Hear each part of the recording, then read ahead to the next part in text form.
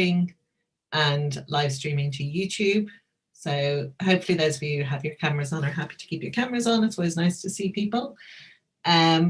Today's session we've branded teaching with student wellbeing in mind. The idea being that as lecturers we focus a lot on content and how to teach, but I guess the pandemic has made everyone more aware of student wellbeing, not just sort of from a personal tutoring perspective, but actually through how we teach and how we assess.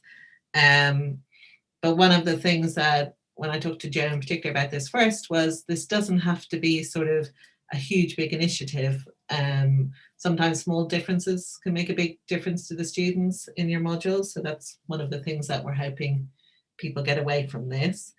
For those who don't know me, I'm Clodagh Jenkins from CTEL. I'm the Associate Director of CTEL, and I'm chairing today. And what I'm going to do is first of all just get each of our speakers to introduce themselves, and then we'll get going with the conversation. So Jonathan, do you want to introduce yourself first? Sure. Hi, I'm Jonathan Boimel. I'm Deputy Dean for Learning and Teaching in the College of Business and Law at RMIT University in Melbourne. And Eric? Hi there, I'm Eric Olson. I'm the Deputy Head of Economics at the University of Surrey, with responsibility specifically for student welfare at the undergraduate level. And Joe? Hi, I'm Jo Blandon. I'm a reader in economics at the University of Surrey, and I don't have a particular teaching, hat on, but I'm just a regular lecturer who's been thinking about this quite a lot this year. Thank you. So I'm going to start with a question for Jonathan, just to say we've had some questions in advance, but the way these seminars work is people can post questions in the chat and they'll be passed to me as chair as well, and we blend them into the discussion. So Jonathan, the first question, given that you're not economics specific, is a general question for you, really around the fact that a lot of lecturers maybe don't think of student wellbeing as being their job, but it's something that happens with somebody like Eric. So why do you think lecturers should consider student wellbeing when they're thinking about their course and how they teach? Sure. Well, we know that resources around wider student support, like one-on-one counselling, are limited. And as you mentioned before, Clodagh, for lecturers, small changes in their teaching practice can make a big difference to both student wellbeing and student learning. So there's a lot of research out there that suggests that student wellbeing and academic achievement are both strengthened by learning environments that support 4 psychological needs. So firstly, there's having a sense of belonging or social inclusion. The next need is that there's purpose or meaning behind what they're doing. There's a sense of making a difference and what they're doing is valued. Another basic psychological need is that students have a sense of agency. They're effective at responding and adapting to their changing environments, and they have just the right level of predictability and security.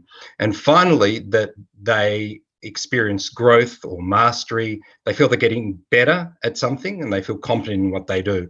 So lecturers can tap into these 4 things to enhance both student wellbeing as well as academic achievement. Sorry, thank you.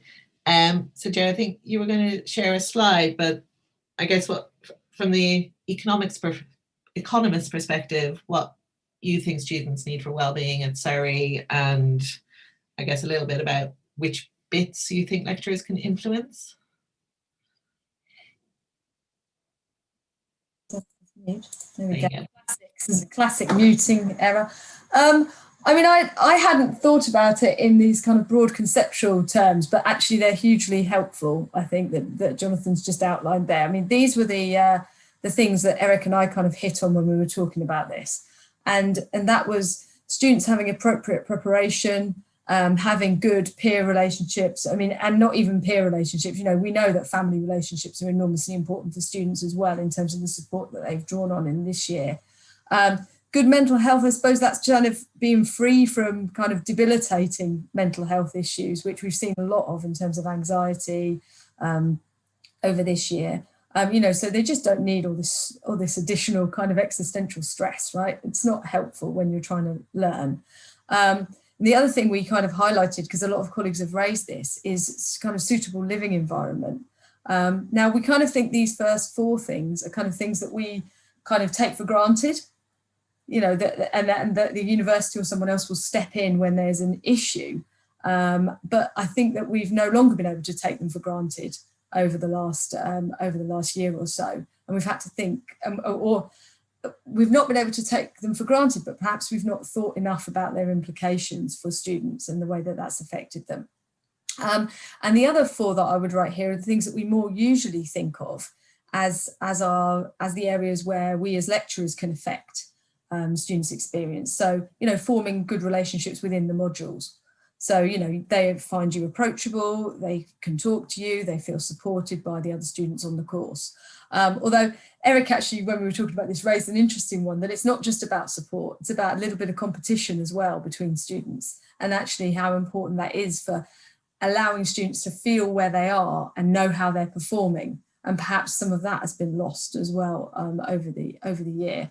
The next one I would say is access to resources. So they need to actually be able to get the information that they need. And that's something that lecturers have worked on really, a lot over the last year. And then I would say clear expectations are kind of crucial. And, Jonathan touched on this in a couple of, particularly in terms of agency. Students need to know what they're letting themselves in for and feel that they can act within those parameters to do well. And if they have no idea what they're supposed to be doing, then they really haven't got a chance. And assessment has obviously been really, really important in terms of that and the design of assessment. And then where Jonathan's meaning would come in, I guess, and growth as well, I would say motivation is hugely important for students. And maybe that comes from feeling that there is a kind of future, a placement or a job or a further course. And, that's things that we can support as well. So, as a lecturer on a particular course, you kind of feel that you can control some of these things, but you can't control all of them. And I guess one thing that's worth noticing is perhaps we've not thought enough about the issue about kind of number one, the way that students are coming onto our courses or moving between years is not with the experience that we would expect them to have. Okay. And particularly in terms of the amount of stress that they may have, or the different ways that they may have experienced kind of study stress, in the fact that it's kind of been taken away from them to some extent by all the, alternative assessments and what do we call it? Oh, Eric, help me out. Safety nets came to me, which I know was a huge issue at UCL last year, having been an external examiner there. Safety nets may not be to their benefit because eventually they're going to be taken away. And then, how are students going to deal with that? And I think this is going to be an ongoing issue, how we deal with this lack of preparation. And, it was quite different how we could manage these things between a fully online and a hybrid environment. And so, within a hybrid environment, which is what we had at Surrey for the first semester, we were able to ensure a little bit more personal connection. And of course, that's more difficult in an online setting. And the final thing I think I would say is that these things have probably affected first and second years much more than they have final years, because I had the pleasure of teaching final years and Eric did as well. And then we noticed that there was a big difference between the way that final years were able to cope in the changed environment than first and second years for a number of reasons, which perhaps I'll come on to in a little bit more detail in a second. And do you think, so we've had a question in the chat, I guess related to preparation, but one of the issues with first years was obviously they didn't have A-level exams. And even, thinking backwards and forwards, we've got GCSE students this year who haven't had formal exams, so they're A-levels. Is there something that we should be doing around that, recognising that students aren't as prepared as maybe we used to assume they were? Yeah, I think so, but I don't think that we really thought even that much about that until we started preparing for this, which is very, it's, just because we've been so focused on the things that are directly happening at the moment that we haven't thought probably enough about that, but I think we absolutely need to. The university's been thinking about it a bit, but perhaps not in the most helpful way, because it tends to be very generic. And so what they end up wanting is support from their individual lecturers. That's where they identify the support that they need. And often it's just not possible for, for us to quite be tuned into that in the way that's necessary. So we need to think more. Yeah, I think lecturers and their teaching assistants probably as well, putting more pressure on them increasingly.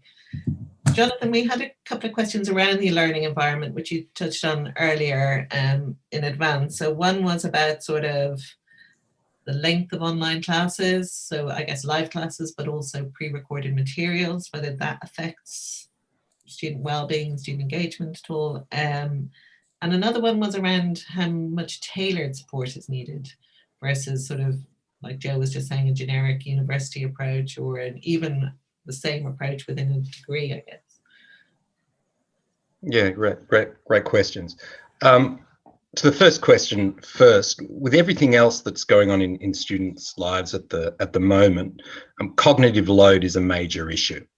And we know that cognitive load has an impact on both student well-being and learning.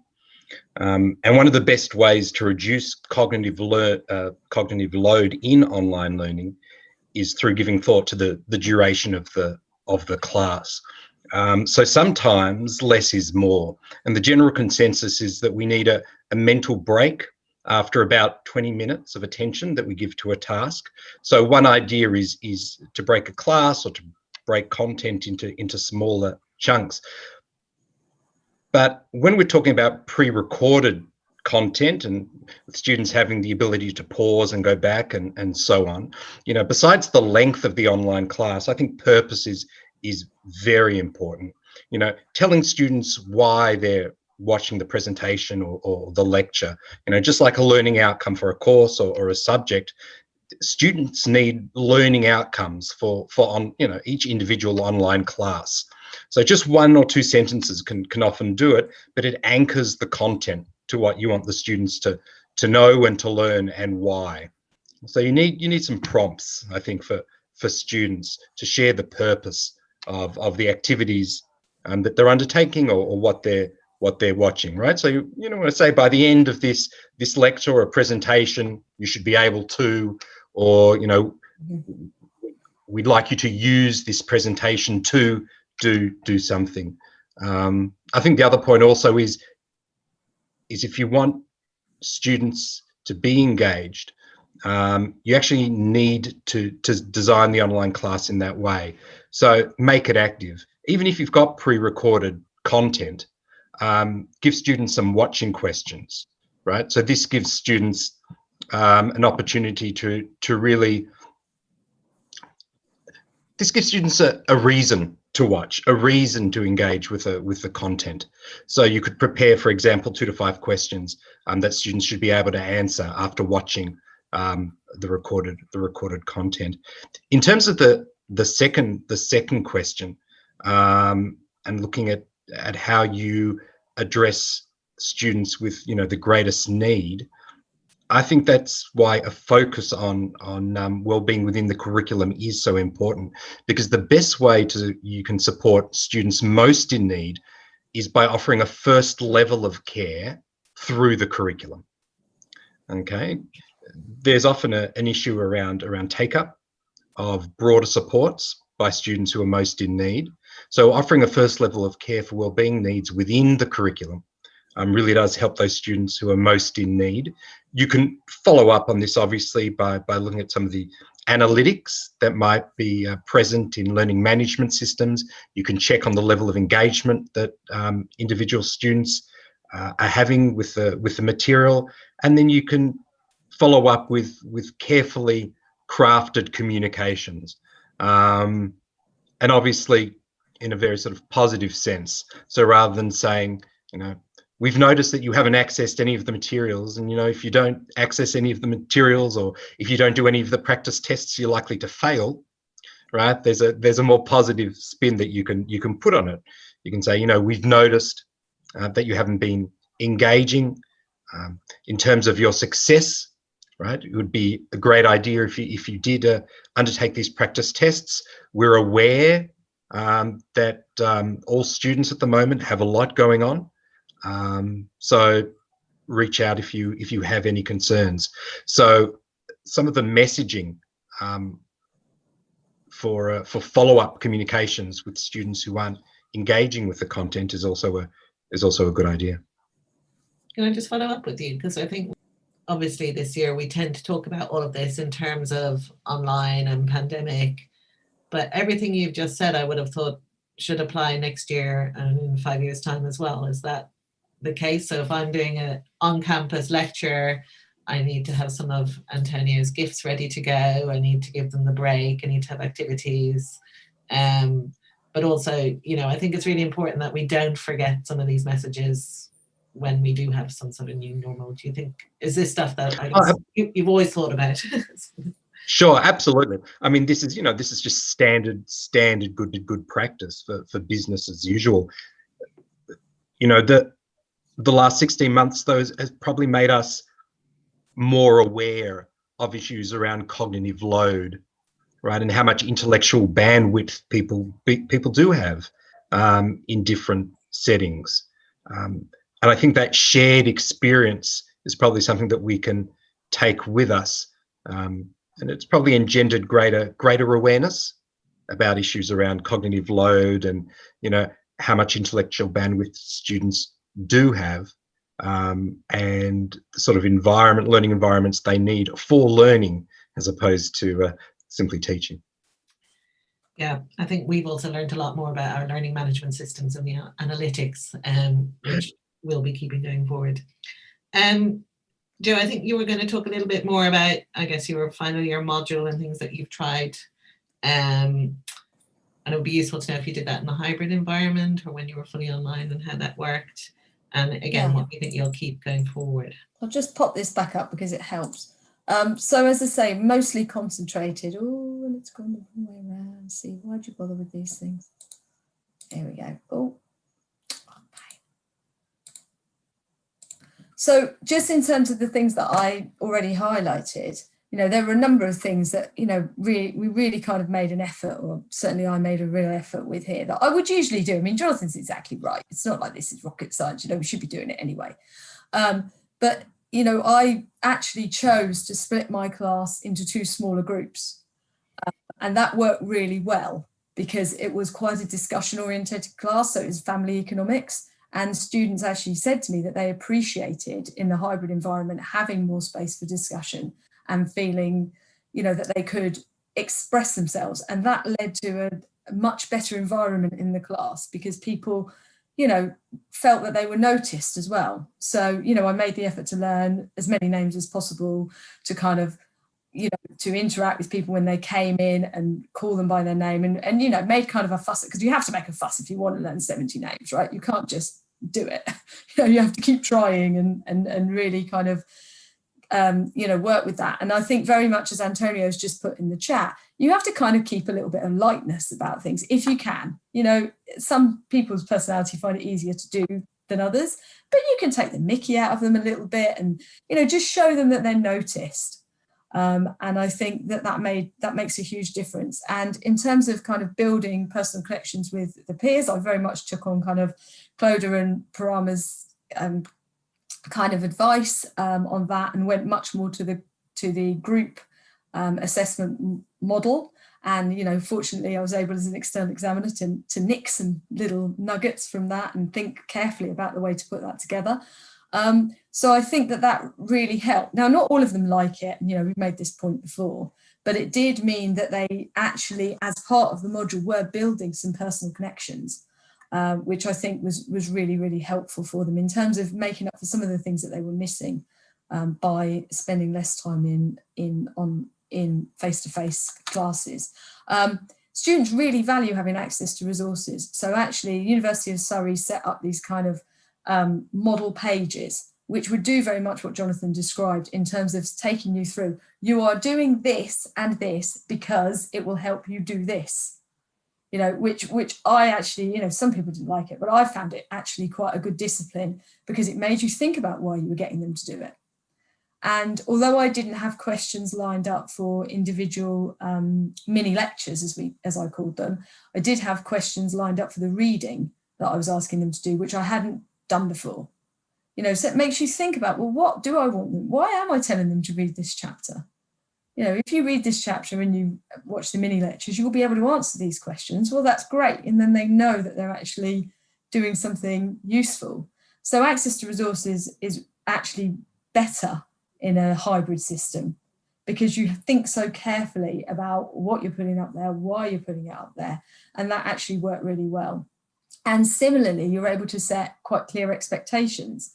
You know, you're not, when you've got a beautiful Surrey Learn, that's what we call it, Surrey Learn at Surrey page, you're not going to forget to put details in there about the assessment, and you're going to want that up there pretty early so that they can see it, you know, and so that you can see that the whole module's fitting together. And it means that everyone's just more comfortable from the word go. And it's a lot of work, there's absolutely no doubt about it. To have a beautiful page is a lot of work, but it saves so much trouble later because everybody knows right from the start where they are. And so actually I found, again, particularly in the hybrid and the fully online environment, expectations could be quite well managed if you put the effort in. But we do have issues about fairness of assessment. And I think that that's very important in terms of both student expectations and motivation. So if you make things group, then, you know, you get some complaints about how there's free riding, or, you know, you almost always end up with a compression of marks compared to what you would have got. If you don't put in group assessment, or you put in more, you know, kind of standard written online exams, then you have problems of fairness in terms of there's potential for cheating. So balance working, you know, get assessment right and get everyone feeling comfortable with assessment so that they're not feeling stressed about it or feeling that there's an injustice is a really, really difficult problem. And the final one, of course, how do you get them motivated? Well, one way you get them motivated is making sure they have lots of assessment. And this is something that Eric and I did. You know, we put more assessment in than usual. So I had 5 points of assessment in my one semester module, which is more than you would usually have. Eric had about 150. No, he had lots. So he had a quiz every week, whereas I had 3 quizzes and 2 pieces of work reliant on group work. And that did seem to motivate students, because engagement is a huge issue. You know, they're not, the only way you can gauge their motivation is by their engagement. You can see some of that exactly through the learning management system. You can, you know, but then what do you do with the fact that, you know, you need to, there's no good just seeing it, you need to act. And I very much followed Jonathan's approach of sending, you know, some little messages. Oh, I have seen you're not, you know, you haven't been online this week, you know, how are you feeling okay? You know, it's really important to do these things. So I did a lot of that. And actually students responded generally quite positively to that, because what people want is they want to be seen, you know. Now, it doesn't necessarily mean that they turn up, but sometimes you'll get a message saying, oh, thank you, nobody's ever noticed whether I've been anywhere or not. So they do seem to appreciate that, and they appreciate having, you know, a little bit smaller classes. They seem to appreciate, they do definitely appreciate you learning their names if you can. And so it is these small things, actually. It's not massive things that make a difference. So I think that's probably most of the points I wanted to make about our experience. Thank you. Eric, I'm going to ask you Steffi's question in the chat with your sort of deputy head hat on. So Jo sounds like she's put in a huge amount of effort and done a huge amount of work in her module.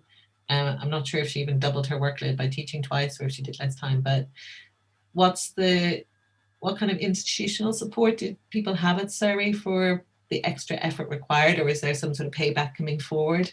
There was an interesting Twitter yesterday of all the things that American universities are doing to pay back the time.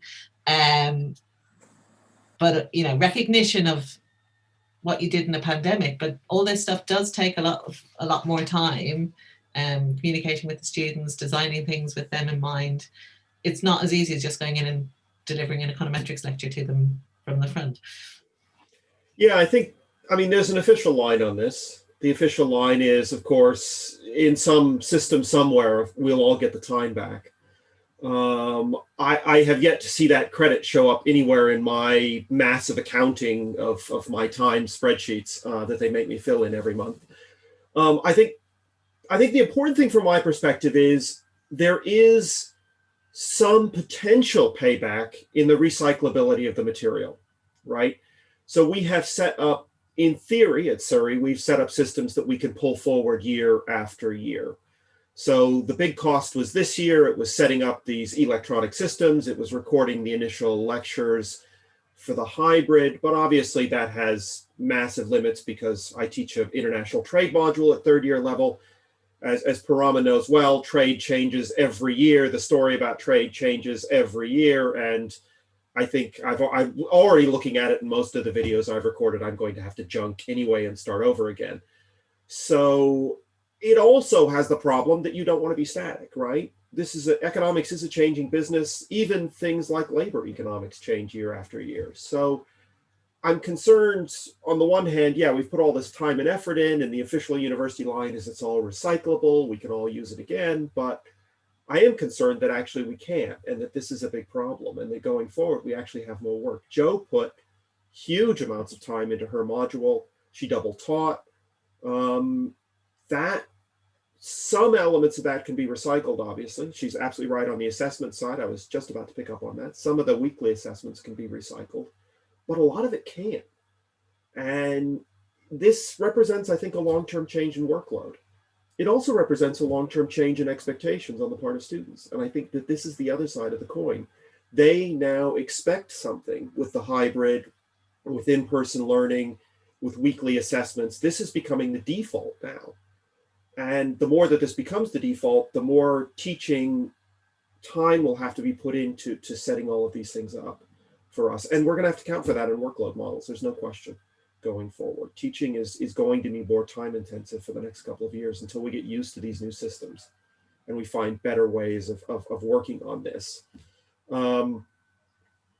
Yeah, I mean, as Parama just noted, in fact, part of the story changes as well. So in time, trade moves actually so fast. Yes, writing the questions in October for the exam, at least it happened to me as well. You look at them again in December and you're going, these don't work. These questions don't work. So even trying to plan it all over the summer in a way isn't successful. Yeah, I think that was when Pram and I were doing quite a lot of advising colleagues about how to prepare for this year, and lots of people wanted to record everything last summer, and we were like, well, actually maybe you want to do a little bit and then wait and see how it goes, and first 3 or 4 weeks, and then you sort of see how it works. But even that was bumpy, I have to say. I tried that and it was bumpy. So there's an expectations game as well. Sorry, I was just wondering how, you mentioned about student expectations. Have you got a strategy as a department about how to manage student expectations about, we used to have things that said, you go to your lecturer for this, you go to your personal tutor for this, you go to the departmental tutor for this, you go to student wellbeing for this.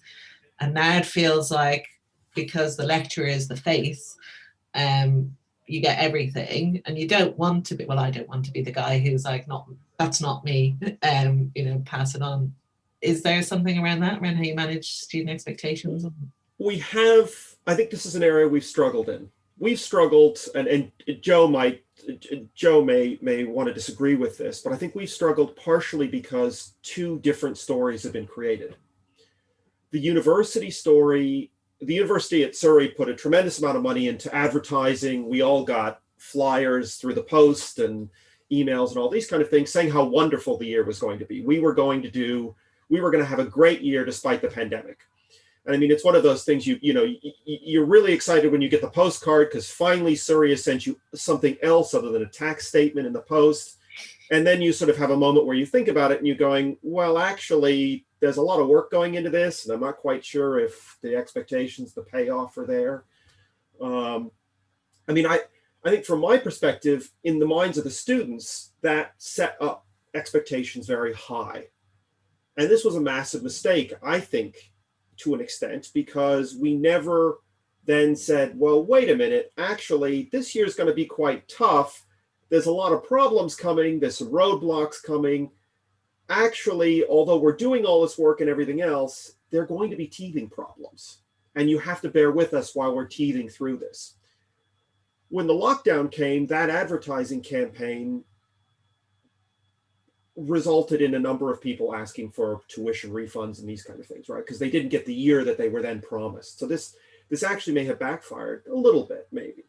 But I think the problem that we had as a department is then we had to come up with a strategy that very nicely said, well, you know, we are going to try and meet the university's goals, and we did. I think we did fantastically. Our MEQs which are our sort of module evaluation questionnaires, are really high. The data suggests we did really well. But part of the reason we did well was we also were honest with the students then. I think we tried to be, as much as we possibly could, say exactly what sort of Jonathan was talking about earlier. Messaging was critical. You know, we're going to have some problems. We're going to have some issues. We're all sort of learning this. We told them that from the first week. And I think that was really important because it brought the whole discussion back down to earth. It was great. The university was telling us it was going to be great, but it's great with the expectations that we have. And that was crucial, being honest with them, because they know us and they trust us. So because they trust us, they knew we were telling them the truth. And I think that worked from a communication perspective. I also think the other thing with the expectations, it's expectations management, right? It's the same thing politicians do. We just sort of copied the model from American politics, basically, right? You always tell everybody to, no one's going to turn up to vote or the other guy's winning, and then you sort of readjust your expectations. We very much did that. I think the other thing that we did was we tried to reestablish the personal connections, because this was really the problem that hybrid caused when it came to things like expectations management. We lost the in-person capabilities. So then we're trying to do weekly videos. We're trying to talk to them more to keep the expectations management there week to week. You are going to have assessments coming up. What have you done to prepare yourself for those assessments? It seemed to work, because we noticed when we sent those kind of videos out, when Jo sent her kind of messages out that Jonathan was talking about earlier, the sort of, where are you? What's happened to you? Have you, been hit by a bus? That whole system worked really well to keep expectations in check. Oh yes, wait, I haven't done anything for 2 weeks. I'm going to have to do some work because there's a midterm coming up. Because they're not there in person, you can't corner them anymore. Because it's more difficult to sort of see them one-to-one and see the whites of their eyes. It's more difficult to corner them. So I think that expectations management was absolutely critical in this, and hitting the button correctly was very important with that, and it took constant work. Thank you. Jonathan, just sort of picking up on that, one of the things I certainly found was, I guess, a slight frustration of, as Eric said, it's been tough for everyone, and we put a huge amount of work in, and maybe thinking that students didn't quite get that, and sort of no matter how much you were trying to do, what you hear back is the complaints and not the thanks. But also, I guess, still knowing that there were students not engaging. Does it matter if they're not engaging with the support that's offered, or how much should we worry about the guys? I suppose there's the guys who don't engage, but the ones who do need it and don't engage, how we manage that. Sure. I mean, I was speaking about the psychological needs of students before, but we have the same psychological needs. And, the saying, you can't pour from an empty cup, I think is really relevant over this extended period. And when you put in all this effort, and it does take a lot more work, if students don't engage, or you don't feel that there's some reciprocity, it can be deflating. But it's interesting, picking up on what Eric said, we found that students actually did acknowledge the extra work that was going in, and that was reflected in our evaluation scores as well. And as well as being an associate professor of economics, I'm also deputy dean, so I get to see all the qualitative comments across all the economics units in the college, and students really called out 4 areas where they really noted that staff put in an effort. The first one was students recognised when staff actually cared about both their understanding of the material and their success in the course. And again, that's, you know, that aligns to Eric's comments about, you know, that those messages that you put out, you know, how are you going? You don't seem to be engaging. I hope everything's okay, and so on and so forth. So I think students really picked up on that. Students were also impressed when teaching teams found the content interesting and engaging, and when the teaching teams were excited to share that material.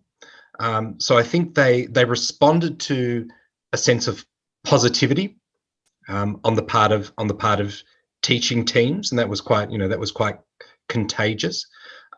We also found that students reported a high level of engagement when they felt that learning had a purpose, right? When they could apply the learning in real world practice. And students said, you know, when this happened in class, you know, it really piqued my interest and made me want to explore the topics further. And finally, and I think this is mentioned by Eric and Joe before, students found it easier to be engaged with their learning when the content and the curriculum was well organised, it was clearly presented, easy to follow, assessment expectations were clear. And I think, you know, those simple, again, those, you know, almost a hygiene type of learning teaching hygiene issues that we would consider to be, you know, good practice in any context. Students actually recognise that, and I think it has a positive impact on the way that they engage with the material and the way that they engage with teaching staff. You know, I think that the important point is, and Claudia, you mentioned this, that we've become sort of the face of the subject, and it's really important that we attempt to minimize any unnecessary communication that comes from students that is born from confusion. So making things really clear, really easy to follow, aligned with expectations, I think keeps unnecessary communication and concern and, you know, desperation in sometimes down to a minimum. And again, it's a basic sort of subject hygiene type of issue, but in a world where students have a lot on their minds, it's just become all the more important. And then the communications that you do have are more about, as Eric was suggesting before, the relationship that you have with the student, rather than questions around clarification of expectations or topics or the notation that you're using, right? You know, a simple thing like consistency of notation becomes all the more important, right? When there's not the same sort of natural face-to-face engagement that you have with your students. Those things become all the more important, and then your dealings with students can focus on the important aspects of a relationship, as opposed to, you know, expressions of concern around course material or assessment or notation or due dates for assessment. I think it's really interesting, and there's a whole issue around cohort size here potentially as well. So I think you know, there's various points in the chat about assessment and how much time it takes to design, but for many of us who are on the other side of assessment at the moment and marking, and for those who don't know, we'll have a moan about the 650 plus first years coming to UCL economics, who are all a joy to teach, but even something as simple as confusion around something, the amount of emails and discussion forum posts that generates with 650 versus 50, you know, these aren't fixed costs at all. And I was just wondering, maybe Jonathan, Eric, with your sort of cross-department fields, whether you see that things are more difficult with larger cohorts, or people go straight to the quizzes. You can have some, Jen. Absolutely. This is a major problem. It's also a major problem because I don't know what Jonathan's take on this is, because I don't know if he has very different cohort sizes, but we've ended up with very different cohort sizes. So we have a very large second and third year at the moment. We have a smaller first year. Obviously, there were some social distancing reasons for us doing that. Surrey's also not, has the reverse problem of UCL in an A-levels inflationary environment. But I think for us, the issue is actually it flows the larger cohorts. There's just not enough time for them, right? The second years in particular, there's no quantity of resources that we can throw at that to satisfy the questions that get raised. I could literally teach a second year module with 300 students, and I think it would be an absolute full-time job, let alone the fact that the university has me teaching other things and doing other things and admin and all this. And part of the problem is that it's not in person. Part of the problem I think here is that the students' first reaction is to ask in a WhatsApp group the question that they have. Even if that question is wrong, they will ask it in a group because that's the first thing that's open. WhatsApp's the first thing that's open. And then that, of course, sets off in a group of 300, that sets off 80 emails, 30 posts, 20 of the same question coming to me in 15 minutes, right? And so a small, tiny rumor, at least for me this year, a small, tiny rumor has set off whole chains of discussion. And you're going, all you're doing is writing back saying, no, that's not true. That's not true. That's not true. Who said this? I've got to stop this. But there's no way, there's no faster way for us as a university to communicate with them than what they do in WhatsApp. And so the problem is the information spread, false information can spread like wildfire.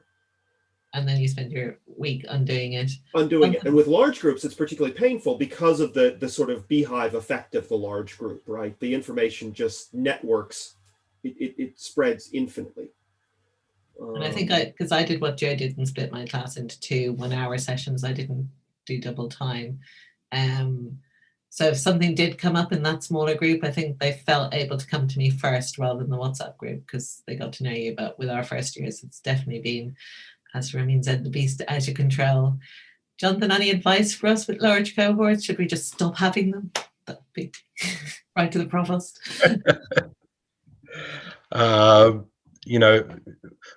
For us, cohort size determines revenue. So I would never say that we need to cut cohort size.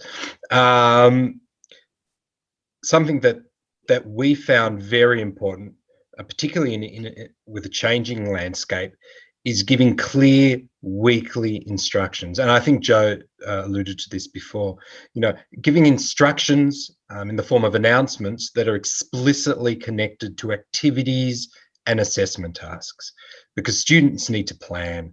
And I think that's part of, their sense of agency. And it may be that, in a world with heightened anxiety, uncertainty generates more of this fight or flight response.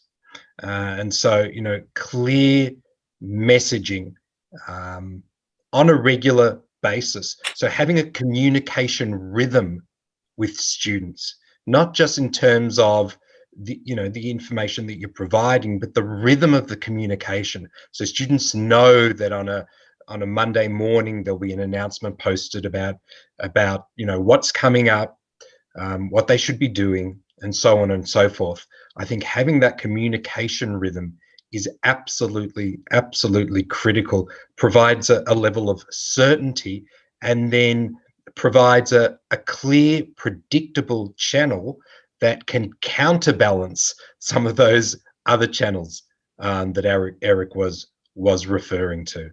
You could say that it's very clear in terms of transparency that everything should be in the subject guide and there should be clear dates and so on. But we know that with a changing landscape, changes needed to be made within the semester. So in a second best world, having that regular communication, having that communication rhythm that students expect really provides a counterbalance to that misinformation, those other channels that can breed misinformation. Yeah, I'm slightly hopeful that when they're on campus that you can deal with some of the rumors that are in WhatsApp as well. But I think Tim's point in the chat's really important. I think there's a sense of everybody rolling up their sleeve, you know, doing the sort of war effort during the pandemic. But I do think there's going to be pushback. You know, there's a limit, as Jonathan already said, our well-being is important as well as student well-being. And there's limits on what people can do, and whether that's, you know, more revenue means you can buy more resources or not is every institution's question, but also deciding where you put the effort and where you're going to focus your attention is a really big question. And I mean, I suppose there's always the issue of whether it's the people delivering on one end, who are the people making the decisions about how things should be done, is always a tricky issue. So I do think, yeah, Jodie, you wanted to? Yeah, I mean, we've talked about this. I mean, there are obviously kind of issues here in that the better some of us do it, the worse we make others look. So that's a problem, and it does, you know, it means that we're in a kind of, you know, potentially we can get ourselves in a suboptimal equilibrium here. But for me, I found rather opposite to Eric that the university messaging, we can do this. It made me feel very positive about it, actually. So I suppose that's why I was prepared to do it. And I think that it was worth it. Whether we can sustain it or not is unclear. But what we definitely noticed is that people who didn't do it as well just caused themselves problems later on. So it's not obvious that, you know, you absolutely got to get these hygiene factors right for your own benefit, because otherwise it just causes so much trouble. You know, so if we can get to a baseline where everybody is getting the basics right, then we're going to, you know, the students are going to feel much better. And I think staff will feel much better as well in the main. I mean, no staff ever teach to make student well-being worse, right? They just value different things. So we've got some colleagues who value, or, you know, the students' independence very highly. So they don't think that you should chase students up and say, you know, oh, you weren't in my class, you know, and babyfy them. They think for students' own well-being that you shouldn't do that.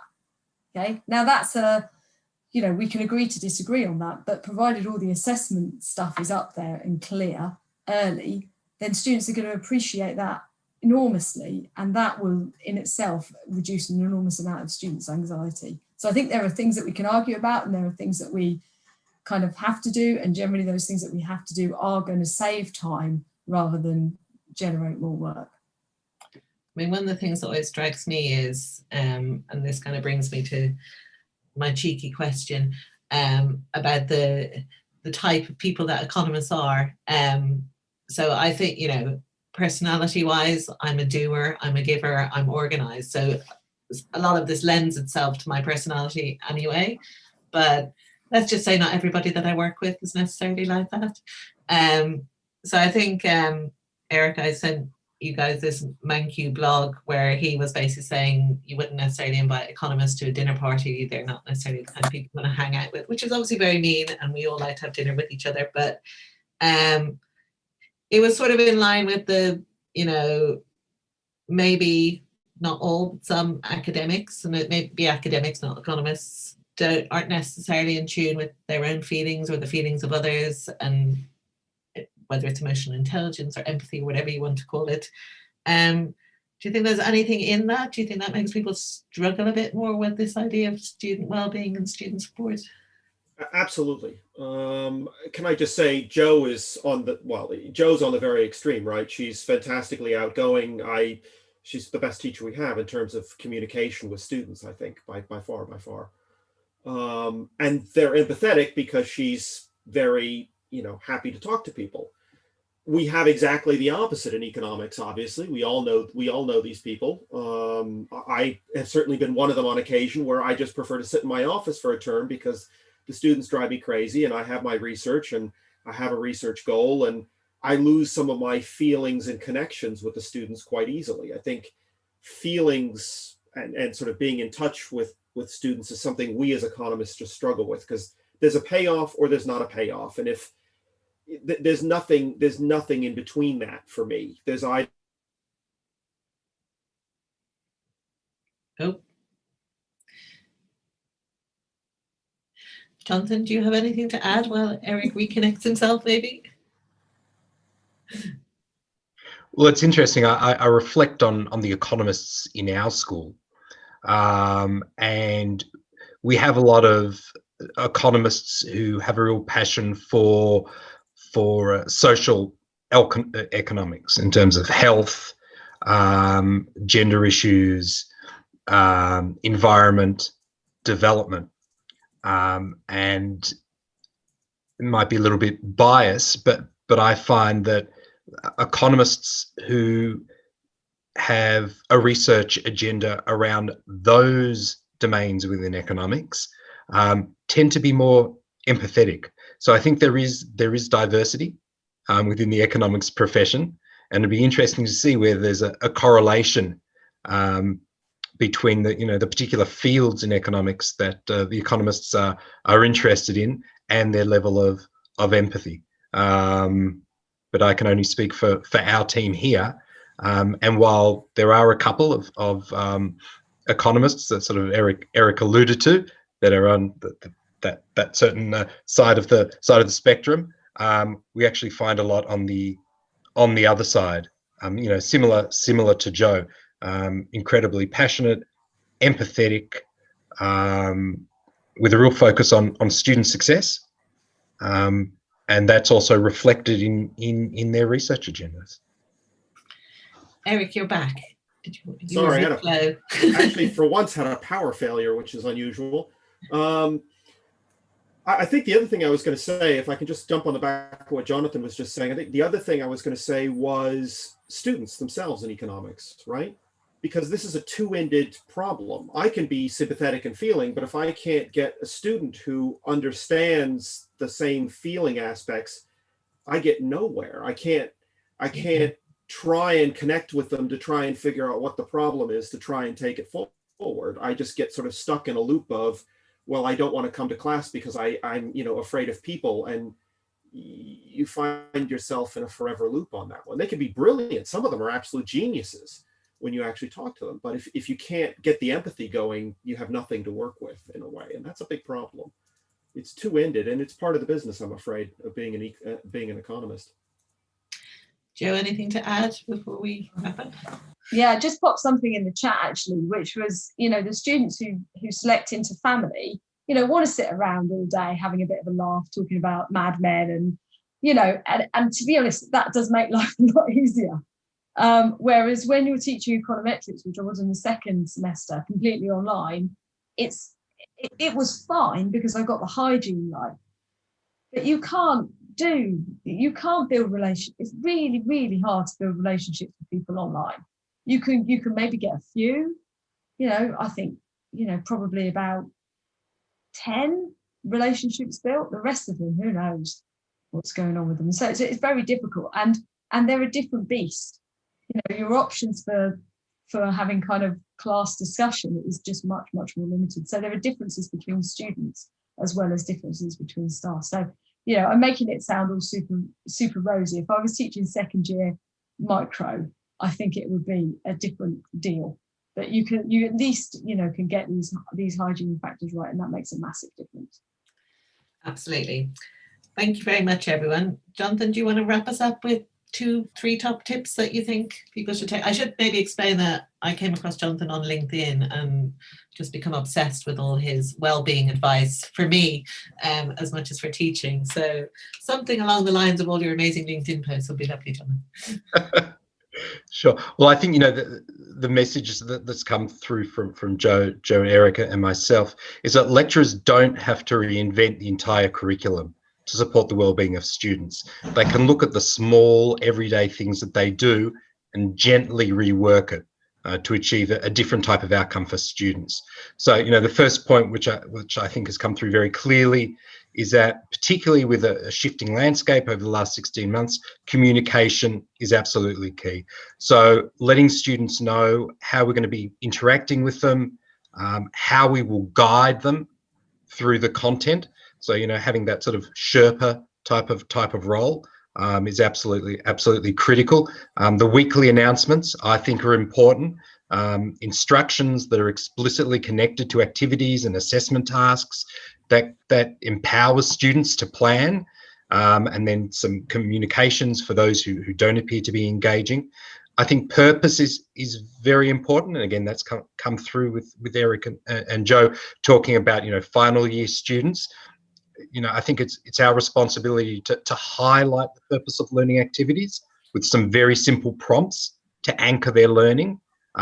It may be in terms of how it links to, you know, this learning activity links to assessment, or it may be, you know, how this activity links to what you might be doing next year out in the workforce. So just tailoring those prompts to the, you know, the particular cohort.